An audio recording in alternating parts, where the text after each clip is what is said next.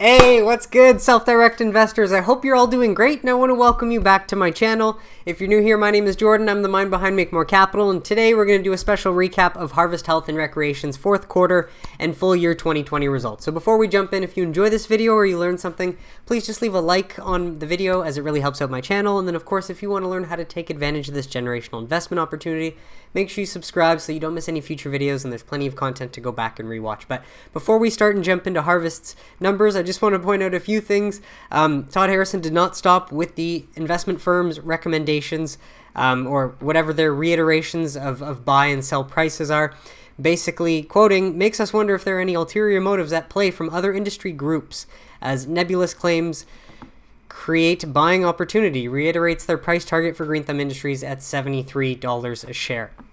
So, what you should know, yesterday evening, the Chicago Tribune published an article on GTI alleging that the company is under federal investigation for potential pay-to-play violations, use of lobbyist political donations, regarding license wins in some of its limited license markets, including its home state of Illinois. The article does not state what particular aspects of GTI's political donations, all of which have been previously disclosed, and other activities are being probed by federal authorities, and does not provide any time frame or origin of such investigations.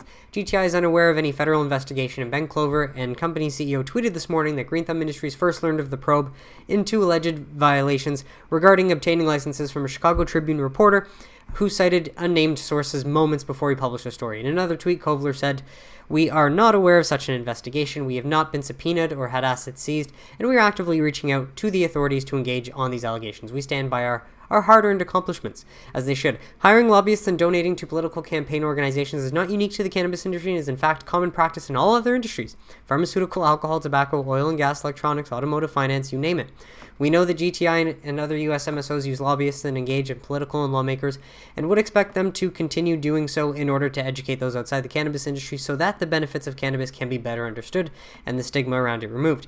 Given that no sources were named, it makes us wonder if there were ulterior motives at play. We've been vocal about cannabis's disruptive nature to incumbent industries such as pharma, alcohol, and tobacco, each of which we believe is losing share to cannabis and will continue to do so." That is the big picture story there. So, in our view, the GTI as the best operator in the space has not changed. From our perspective, the company conducts itself above the board and is leader among its peers, and giving some price targets down here. And we have another one from Stifel.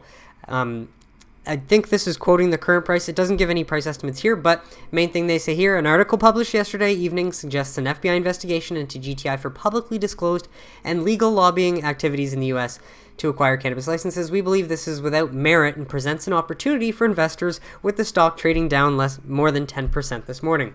So, don't take it from me, take it from them. Just know that that was certainly kicking the industry while it was down. Mind you, the good news is that as of right now, everyone, the New York Senate is taking up the cannabis legalization bill. It started at 3 p.m. today, so hopefully tomorrow in my midweek update, I will have some good news for you. So I just wanted to point this out. I've been checking. It's not, there's no update as of yet. It hasn't passed, but yes, this is awesome. And then on top of that, a special session in New Mexico has started today for recreational cannabis.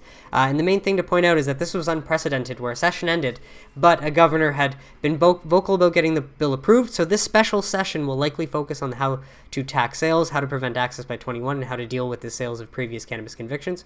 With previous cannabis convictions. Main thing, though, that this is also ongoing as of right now. So, despite what the share prices look like, lots of good and productive things happening today in the cannabis industry, everyone. So Harvest Health and Recreation reports their fourth quarter.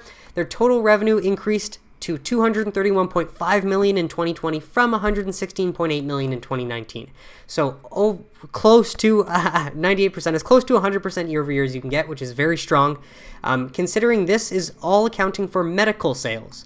Medical sales in the state of Arizona, the state that did vote in November to legalize cannabis and started legal sales as of January 23rd. So this does not account for any adult use sales, and that is one of the most attractive features of Harvest Health and Recreation, and what made me want to buy, on top of the fact that they're growing well, but also that Arizona was planning to legalize, and in fact they did. So overnight, they go from a market of 300,000 people to 6 million people. which is pretty impressive. And that is one of those, prohibition only ends once in a lifetime opportunities. That was why I decided to get into Harvest. Fourth quarter revenue was 69.9 million, up 85% from the fourth quarter 2019 and 13% sequentially.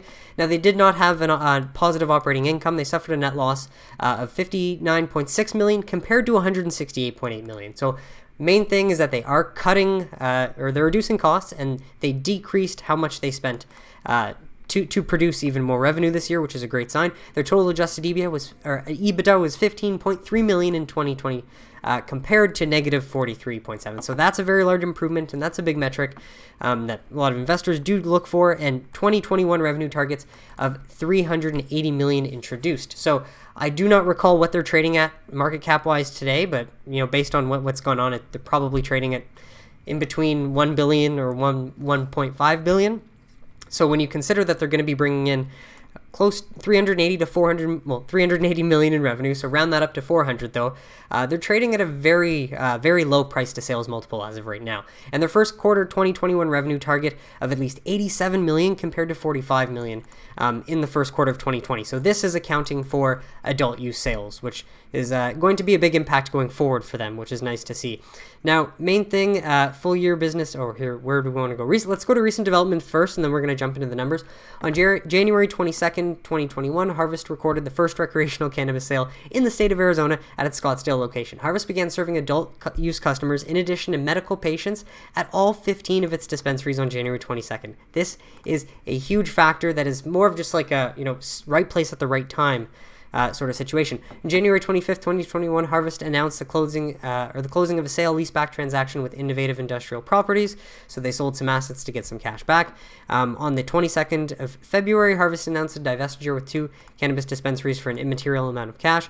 And they announced a settlement with a dispute with another company. So fundamentally, it seems like since the end of last year, it looks quite good for them. But if we just jump down to the balance sheet, this is the main thing, though, that the balance sheet for Harvest Health is not as healthy as I would like it to be, ironically, in the name. But I will point out, though, that the special occasion, I view this as a special growth occasion because, again, overnight in January, the market went from just medical to adult use. So that's why I'm willing to buy a company that's assets are not as healthy as some other companies that I'm invested in. Mind you, they do have 78 million in cash, and they've increased their cash position from 22.6 million as of the end of last year.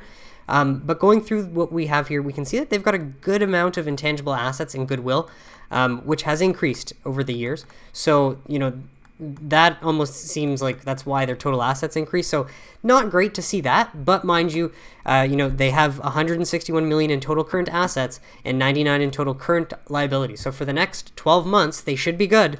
And in that next 12 months, they should see sales significantly grow because of the adult use sales starting in April. And then the other thing, starting in January, but starting this year. And they do have a large amount of debt here as well.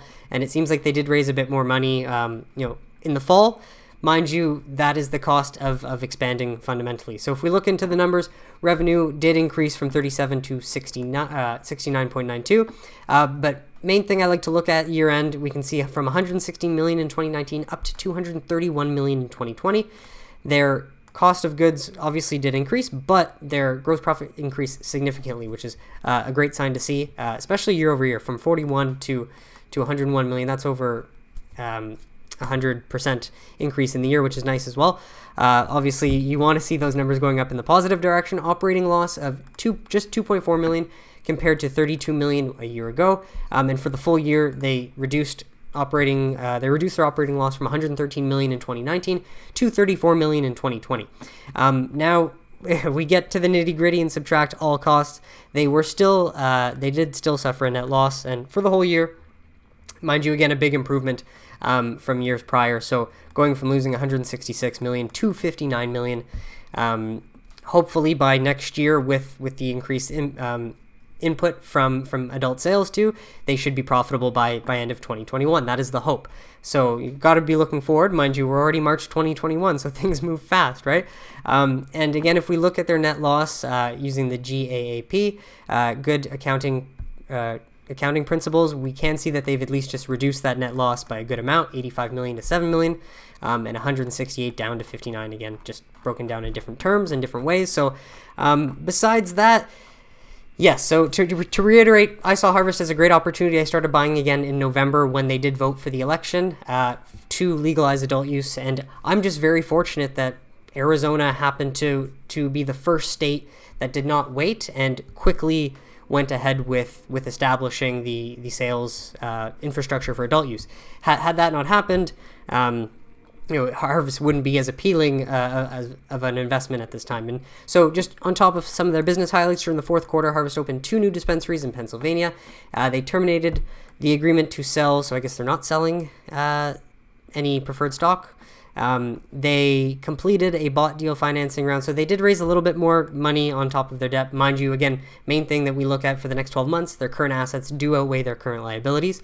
And then October 30th, they completed a purchase and transfer license, announced a settlement agreement. So they've gotten a lot done, but hey, these are the main things to highlight.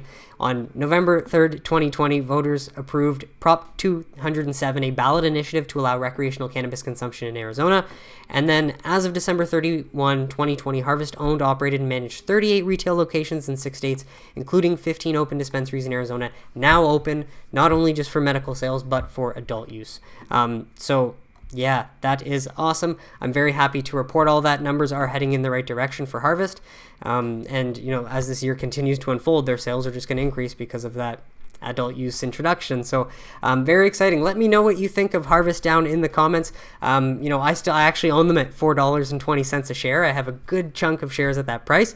And in the Canadian ticker, just to point out as I'm Canadian, but it's sitting at $4 right now. So it's even below my average price, but I'm very happy owning my shares at $4.20. So just pointing that out.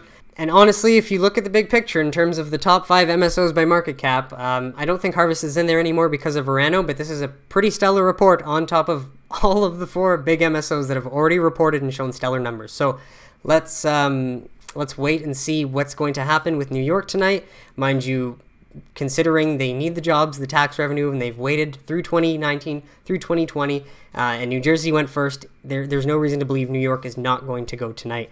So that was it for this video. Let me know in the comments what you think, though. Do you think we're going to be waiting longer? If you are, just make sure you've got cash flow coming in so that you can hold for the long term, because we don't know how long the storm's going to be for, but I don't think it's going to be for too much longer, because obviously New York and the Safe Banking Act is a big deal. Oh, and I did an update. I'll update that tomorrow then. The Safe Banking Act did move from the House into the Senate, so that's a big deal. Already gone through the House, cleared in the Senate now, just waiting for these co-sponsors to sign on. So clock is ticking, but fundamentally great numbers for Harvest. And that is it for today's video, folks. So please leave a thumbs up if you enjoyed this video, subscribe if you don't want to miss any more content, and I will see you tomorrow for a midweek update. And I'll actually do a portfolio update as well and show you where I'm sitting now. And yes, it's quite heavily in the red, but as you can tell, I'm not too worried, and I'm very excited for the long-term prospects of this industry. So everyone have a great evening, and I'll see you tomorrow for midweek update.